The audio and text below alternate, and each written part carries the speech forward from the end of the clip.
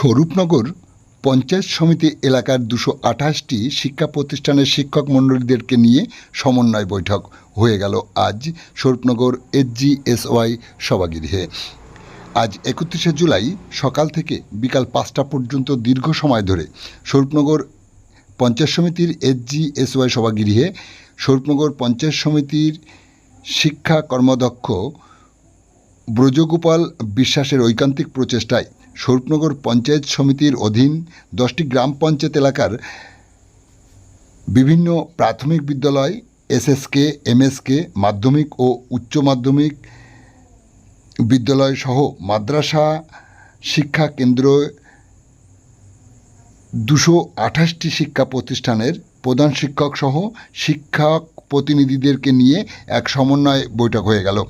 এই সময় উপস্থিত ছিলেন স্বরূপনগর পঞ্চায়েত সমিতির সভাপতি অনসুয়া মণ্ডল, জয়েন্ট বিডিও অর্ঘ্য দে, বিদ্যালয় পরিদর্শক অমিত ভট্টাচার্য, জনস্বাস্থ্য কর্মদক্ষ দুলাল চন্দ্র ভট্টাচার্য সহ পঞ্চায়েত সমিতির একাধিক কর্মদক্ষ সহ শিক্ষা বিষয়ক বিভিন্ন দপ্তরের আধিকারিকগণ।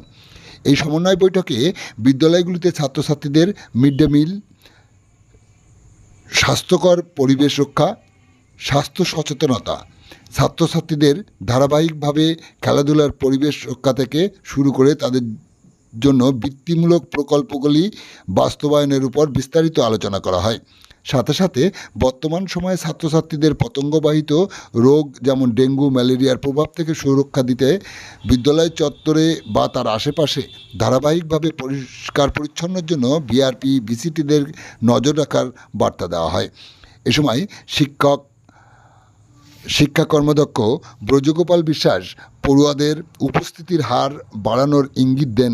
তিনি বিদ্যালয়ের পরিকাঠামোগত সমস্যা থাকলে সেটাও তুলে ধরতে বলেন। সাথে সাথে পড়াশোনার মান উন্নয়নে স্মার্ট ক্লাসরুম থেকে শুরু করে বিদ্যালয়ের মান উন্নয়নে বিশেষভাবে লক্ষ্য রাখার জোরালো বার্তা দেন তিনি। শিক্ষার মান উন্নয়নের জন্য বিদ্যালয়গুলির সার্বিক সুবিধা প্রদানের আশ্বাস দেন তিনি।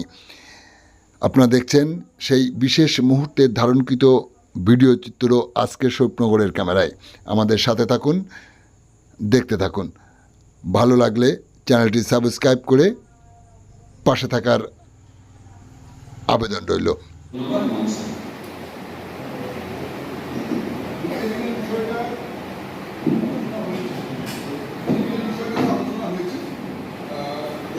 আমাদের মহানগর সাহেব তো প্রতিদিন সমস্ত বিষয়টা নিয়েই আলোচনা করেছেন।